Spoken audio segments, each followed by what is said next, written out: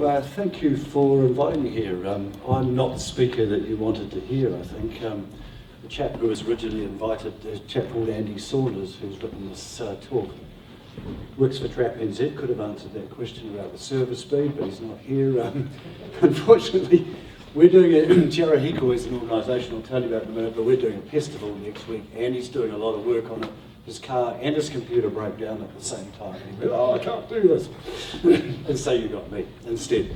My name's Glenn Richards. I lead Ara Hikoi, which means I must have done something bad in a past life. But I'll tell you about it because you won't have heard of it. It's quite new. So we operate in the Franklin and northwest Waikato region, and we started off doing community hub days and predator control about 4 or 5 years ago. And it was a combination between Whakapoko Land Care, which is around Pukekohe, and Friends of Tāwhiti, which is around the Cleveland district, and I run Friends of Tāwhiti. And we got a Whitu Land Care involved, and Auckland Council and Waikato Regional Council have also given us a great deal of assistance. Our website, we're going to come back to that, it's called Predator Free Franklin, because there's a couple of things that we'll refer to in the talk, so just put that in your head, Predator Free Franklin. We have joined up with local iwi. We've always had a good relationship with them, but we now have a trust in South Auckland. It's the 3 big land care groups, that's Whitu, Whakapoko and Tāwhiti, and the 3 big iwi groups in the place. It's really going well, and so far so good, but we are a bicultural organisation, really. It's very, very Māori. This is our area of interest, a ridiculously big area, really. It's Franklin and North Waikato, so it's about 120,000 hectares. Up here, at the top, is where we breed the stoats to travel to Waihi to keep Andrew busy. And they're Olympic champions. By the way, that one in Motor Tapa, Andrew, I think cost between $250,000 and $500,000 to track down. It wasn't a $10,000 exercise at all. That's our area, that's obviously Trap NZ things. About 2 years ago, we got a Jobs for Nature grant, and we now train local rangitahi to do predator control. So we've got a staff of about 7, and we've become an education organisation as well as a predator control organisation. So the community side is up there, we do training on another side, and finally, we do some research. Because this is a field that needs a bit more research. I come from a medicine science background. And to be honest, this field is full of anecdotes. It really, really, really wants some more research done. And it's not that hard. And so that's what we're undertaking. And I'm going to tell you about the pathway that led us to getting a mayoral award this year for innovation. So it started with the likes of Andy Saunders. You know, interesting combination of a tech geek and a bloke. And he likes trap, you know. All these guys are off farms, by the way. And he and his mates were using the camera technology that we've just heard about. And we developed a few opinions after that camera technology, the first one of which was that the current range of traps that we were using were terrible. I mean, honestly, a Doc 200, if you can get into one of those, you're doing a spectacular job, aren't you? And we have to protect our bycatch so much for kill traps that they become very, very difficult for the target animal to get into. And so we've been looking for a while at developing new traps. We don't believe that these work well enough to work in our hands. I should say, everything I'm saying here is reference to our population. So Franklin is a rural, semi-rural area. It's full of farmers and livestock blocks and not much in the way of towns. Whatever I'm telling you, frame it like that. That's all I know about. We've tried urban things, we're not that good at it. I don't know how you would do it at Titirangi, but this is our story about how we did it. So frame it in here. So we didn't think that the traps were very good. So we were looking at what community trappers might want. And the impression we were left with was that a whole lot of the only research that you can really get to in New Zealand has been done in big landscape scale projects by DOC, etc. And there's been hardly anything done for the community. And when we tried to translate what's recommended as a result of that research that's been done into community trapping, in particular farming, it didn't fit. It just doesn't work properly. it's almost as if you need a new set of tools to make it work. So here's some of so the good thing about doing bait and trap days is you get to talk and interact with the community. And in the community, there's all these brilliant ideas. So we spent quite a long time listening to what people wanted. And this is distilling something. So this is just community trappers, largely rural. Here's some of the things about the traps that we thought that you'd need. The first one is it has to be easy. This business where with, the predator control education we get, you get a DOC 200, you put blades around it, you do all this, you up trees, down trees. A lot of expertise is required to use those tools well. We needed a tool that you didn't need to be an expert to use because we want the community to use it. By definition, they're not experts. The community, our community, wants to target all of the species in a trap. The trouble with the kill traps and stuff at the moment is one for rats, one for possums. There's nothing for ferrets or cats that's out there, or very little. Those DOC 250s, so they're not used very much in the community. One trap, get all the animals. This is what farmers say. It still needs to be safe. Even though we just want one trap. Remember, that's going to make it quite difficult to use a kill trap. And this is the bit that I want to focus on, efficiency. I'll come back to that. But we need something efficient. The DOC 200s, or the way that we do it out there with contractors, is really inefficient. I'll show you that. And we can't see that translating into the community properly. They're too inefficient to keep people motivated. So that's that next line, is motivation. Contractors are paid. Community people need something else to get it going. They've got to be motivated. And so that's got to come into it. We attempted to design that into what we were doing. And the last thing that we didn't get, but which I'll come to in a minute, because this is a serendipitous finding really, it was quite unexpected, was the power of the social network and neighbours. And I'll show you how we were able to harness that in a minute. So this graph is what a typical DOC suppression project will look like.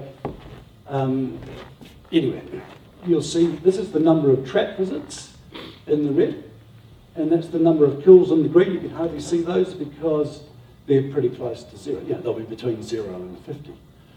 And you'd look at that and say, yep, that's the way it works, isn't it? How many times are those traps visited per animal that's caught? Nearly 2,000 times per animal. The efficiency of that model is unbelievably poor. Imagine doing that as a job, and thinking that that was efficient. Less than 5% of your trap visits are for a positive result. It's okay if you're being paid, but how's that going to work in the community? How are you going to keep people motivated when they're pulling into an empty trap the whole time? It's not going to work. And there's another thing. Here's the top graph there is the sort of cadence that you get it's the sort of classic that we get around our area where the contractor comes in every 2 or 3 years, knocks everything out of the system, and then goes away and doesn't come back for 2 or 3 years. And in that time, of course, everything builds back up again. And so you're doing this. It's going up, down. Lots of labour in, then it goes down, then you ignore it for 2 years, back up again. In the end, you don't get anywhere. You're just doing this the whole time. Community predator control is different to that. You're there the whole time, aren't you? It looks like that bottom there. And a lot of the time, you're going to spend not catching many animals because you're going to suppress them on your place to a very low level, and most of your trap visits, therefore, will be negative. So we're dealing with a whole different set of drivers than you do when you're doing landscape scale trapping. So in the end, we designed this trap. And this is what that award was all about. So this is a double-ended cage trap. So it's big. We'll show you in a minute. But it's designed so that the cool thing about double-ended cage traps, if you have a look on the right-hand side, that's what you can do with them. You can make them part of the environment. You see that one with all the dirt thrown along the bottom? That's all armed and ready to go. It's so similar to what's there. It's quite different to a DOC 200. And there's one with the ferret sitting there. So what have we found so far? These are between 5 and 10 times more attractive to animals than DOC 200s. We catch enormous amounts in them compared to what we used to catch. This is the way forward. You see on the top of that trap, I think we're coming to it. This is the trouble with giving someone else's presentation. Oh, size is everything. That's the size of it, there's a dock 200 next to it. They're all decked out. What we're doing is decking them out. That's a zip auto lure there. We use mayonnaise and generally some fish or something in it. Drops a few drops each day in there. So the idea is you've got a long-term lure in it. You don't have to go to the trap unless it goes off. So you've got about 9 months or so of supplies. Comes in one of those little syringes. We get it from Zip. It's about $100 worth of syringe. The mayonnaise probably costs you 50 cents a year or something like that. It's nothing that we cost. We also hook the traps up to a remote sensor, which knows when the trap goes off. And we deck the place out with some, they're called LoRa gateways. So those are the sort of low energy gateways that things like security systems on your house use or your garage door uses. And we put them in an area. And the sensor when the sensor from the trap goes off, it goes to the aerial, shoots it up to the cloud, and then we hook it up to your phone on Trap NZ. So it comes up on your Trap NZ side when the trap goes off. So you know. So you don't have to go and see the trap until it's got something in it. Which is really important for those live capture traps, because otherwise you're obliged to go every day to see them go. That's for animal welfare purposes, you've got to go and see them. When you put the remote sensor on, you don't have to do that. You can see how farmers might go, that's what I want. The other thing, and this is the serendipitous thing that we found, is that we hook people up into clusters. So we put these things into groups of farmers, as it turned out, and I'm going to show you an example later. But small groups of people. We've got one at Ness Valley now that I'm part of, and this morning we caught something in the trap, in a trap. There's 5 traps out there. These things are all connected, and a group of 5 neighbours who are all hooked up to the same thing on their phone. And so whenever anyone catches anything, we all find out. And then, of course, they're obliged to go and see it, and they take a photo, so you get predator porn coming up on your phone. But it's just a fantastic motivator for people. Now, remember, this sort of stuff doesn't have to be attached to a cage. It could be attached to a Top 200 or to a tin strap or whatever you want to attach it to. But that's a side finding of all of this, is that it was a really, really, really strong motivator, and it got groups of people together trapping. It's fantastic. We didn't know that was going to happen, but it has. And here's the sort of text messages, I think. Yeah, here we go. So, see QE2 trap going off. Can you give Gary a deal with it? Have asked Tom, but he's away. Okay, Gary. So you get this little group conversation going, oh, you can go and deal with it, things like that. So you're all involved. Fantastic. Does it work? Here's the trial in Whiri. So Whiri is below Kariatahi Beach, not very far from here actually, isn't it? Very far from Tāwhiti to the top of the Waikato River, which is down there. Group of farmers, this is where it started, that happens to be where Andy Saunders lives. We've got about 35 traps down there which have been put in there recently. We compared it to a dock project being done at Mount William, and it's roughly the same size. It's not a very scientific comparison, but it ended up being roughly the same sort of size that we were trying to trap. So these guys out at Mount William are using their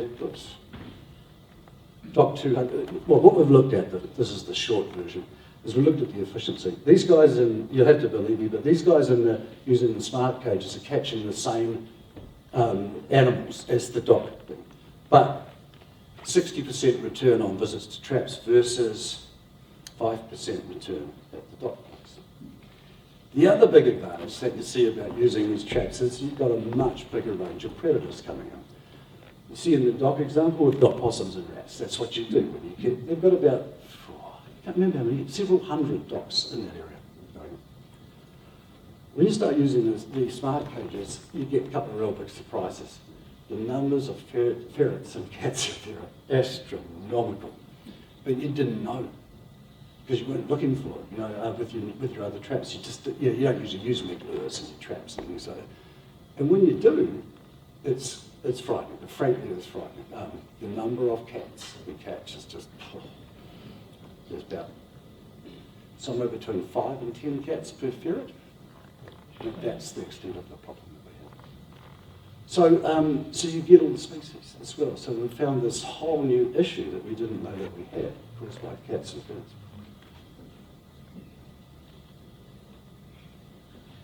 Oh, that's just the same. That's the same message about catching all the species. So are we making headway? We're definitely making headway. This works. So this is this area in 33. The cool thing about these traps is that they're also a monitoring tool, because they tell you when they've gone off. So they're sitting there in the environment the whole time, and if there's nothing walks into them, you know that you're doing okay. So this is what's happening at 33. See how the number of animals being caught, the number of interactions is going down.